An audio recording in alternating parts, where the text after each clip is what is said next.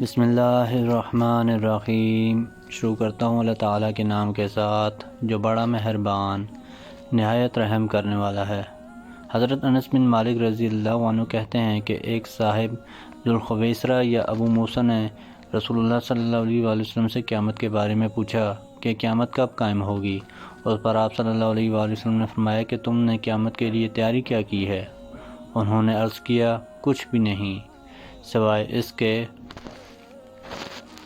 کہ میں اللہ اور اس کے رسول سے محبت رکھتا ہوں۔ آپ صلی اللہ علیہ وآلہ وسلم نے فرمایا کہ پھر تمہارا حشر بھی انہی کے ساتھ ہوگا جن سے تمہیں محبت ہے۔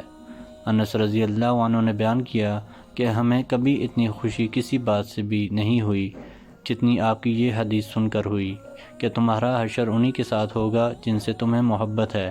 انس رضی اللہ عنہ نے کہا کہ میں بھی رسول اللہ صلی اللہ علیہ وآلہ وسلم سے اور ابو بکر و عمر رضی اللہ عنہما سے محبت رکھتا ہوں اور ان سے اپنی اس محبت کی وجہ سے امید رکھتا ہوں کہ میرا حشر انہی کے ساتھ ہوگا اگرچہ میں ان جیسے عمل نہ کر سکا۔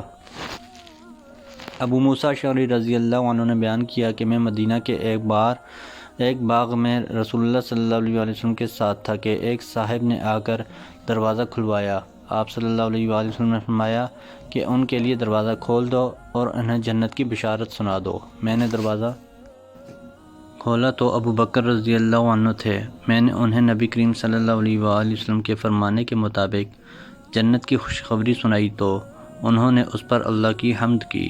پھر ایک اور صاحب آئے اور دروازہ کھلوایا۔ نبی کریم صلی اللہ علیہ وآلہ وسلم نے اس موقع پر بھی یہی فرمایا کہ دروازہ ان کے لیے کھول دو اور انہیں جنت کی بشارت سنا دو۔ میں نے دروازہ کھولا تو عمر رضی اللہ عنہ تھے۔ انہیں بھی جب نبی کریم صلی اللہ علیہ وآلہ وسلم کے ارشاد کی اطلاع سنائی تو انہوں نے بھی اللہ تعالیٰ کی حمد و ثنا بیان کی۔ پھر ایک تیسرے اور صاحب نے دروازہ کھلوایا۔ ان کے لیے بھی نبی کریم صلی اللہ علیہ وآلہ وسلم نے فرمایا کہ دروازہ کھول دو اور انہیں جنت کی بشارت سنا دو۔ ان مصائب اور آزمائشوں کے بعد جن سے انہیں دنیا میں واسطہ پڑے گا وہ عثمان رضی اللہ عنہ تھے۔ جب میں نے ان کو نبی کریم صلی اللہ علیہ وآلہ وسلم کے ارشاد کی اطلاع دی تو انہوں نے اللہ کی حمد و ثنا کے بعد فرمایا کہ اللہ تعالیٰ ہی مدد کرنے والا ہے۔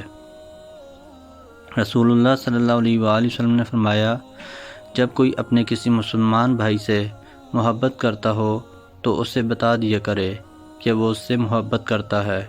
سیدنا ابو ہریرہ رضی اللہ عنہ سے روایت ہے رسول اللہ صلی اللہ علیہ وآلہ وسلم نے فرمایا خاک آلود ہو ناک اس کی، پھر خاک آلود ہو ناک اس کی، پھر خاک آلودہ ہو ناک اس کی۔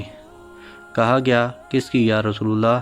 آپ صلی اللہ علیہ وآلہ وسلم نے فرمایا جو اپنے ماں باپ کو بوڑھا پائے، دونوں کو یا ایک کو ان میں سے، پھر جنت میں نہ جائے یعنی ان کی خدمت گزاری کر کے۔